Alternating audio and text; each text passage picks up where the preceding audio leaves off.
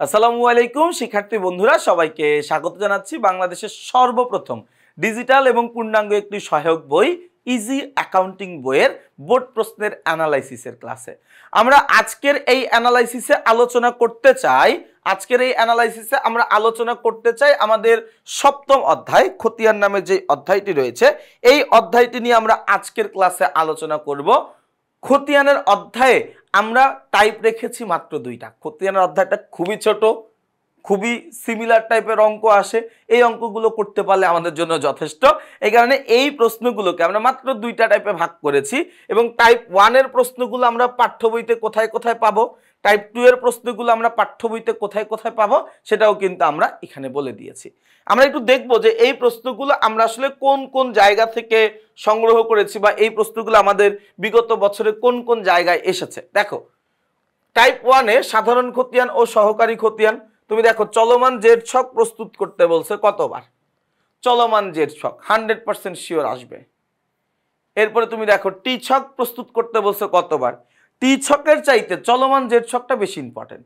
তোমরা অনেকে আছো টি ছক পারো, চলমান জেড ছক শিখতে চাও না, তোমার চলমান জেড ছকটা আসে বেশি টি ছকের চাইতে বেশি, তো টি ছক শেখার চাইতে চলমান জেড ছকটা আগে শিখতে হবে।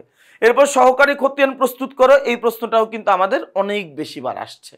টাইপ 2 তে কিছু ভাঙতি বা খুচরা টাইপ আছে, ব্যাংক উদ্ধৃতের পরিমাণ বের করো, মোট পাওনাদারের পরিমাণ, মোট দেনাদারের পরিমাণ, মাস শেষে নগদান বইয়ের উদ্ধৃত, মোট ব্যয়ের পরিমাণ, এরকম ভাঙতি কিছু প্রশ্ন আসে এবং তুমি এটা মানো আর না মানো এই 5টা প্রশ্নের বাইরে বিগত বছরগুলোতে আর কোনো প্রশ্ন বোর্ডে আসে নাই। তার মানে ঘুরে ফিরে বলা যায় এই 5টা প্রশ্নই ঘুরে ফিরে সব সময় কিন্তু আসে। হ্যাঁ, খতিয়ানের সাথে আরেকটা প্রশ্ন মিক্সড করে আসে, সেটা হচ্ছে জাবেদা। খতিয়ানের সাথে আরেকটা প্রশ্ন মিক্সড করে আসে, সেটা হচ্ছে কি জাবেদা, যেটা আমরা জাবেদার অধ্যায়ে আলোচনা করেছি। যেহেতু জাবেদাটা খতিয়ানের অধ্যায়ের পার্ট না, এজন্য ওইটাকে আমরা খতিয়ানের মধ্যে রাখি নাই। তার মানে কি চলমান জেড ছক, টি ছক, সাধারণ খতিয়ান, সহকারী খতিয়ান, এইটুকু শিখলে খতিয়ান শেষ।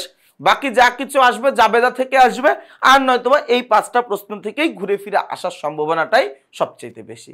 তাহলে দেখো ভাই, আমরা যে এরকম অ্যানালাইসিসটুকু তোমাদের সাথে শেয়ার করতেছি, তোমাদের সাথে আলোচনা করতেছি, এতে করে কিন্তু তোমাদের একটা সুবিধাটা হচ্ছে এই যে তোমরা খুব ভালো একটা ধারণা পাচ্ছ যে বিগত বছরের প্রশ্নগুলোতে কি কিভাবে এসেছে। হ্যাঁ, তোমার কাছে বিগত বছরের প্রশ্ন আছে 15 সাল থেকে 24 সাল পর্যন্ত সবগুলো প্রশ্ন তোমার কাছে আছে, সবগুলো প্রশ্ন তুমি সমাধান করছো, আমি জানি সমাধান করছো, কিন্তু তুমি বিশ্বাস করো তুমি একবারও মানে ওইগুলোকে ভালো করে খেয়াল করো, তুমি জাস্ট প্রশ্ন সমাধান করার জন্য করছো, তুমি এটাকে একটা বিশ্লেষণের নজরে দেখো নাই, তুমি এটাকে অ্যানালাইসিস করার নজরে দেখো নাই। তুমি যদি অ্যানালাইসিস করে দেখতা, তুমি দেখতে এমন অনেক প্রশ্ন আছে যেটা প্রতি বছরই আসছে, এমন অনেক প্রশ্ন আসছে যেটা বারবার আসতেই আছে।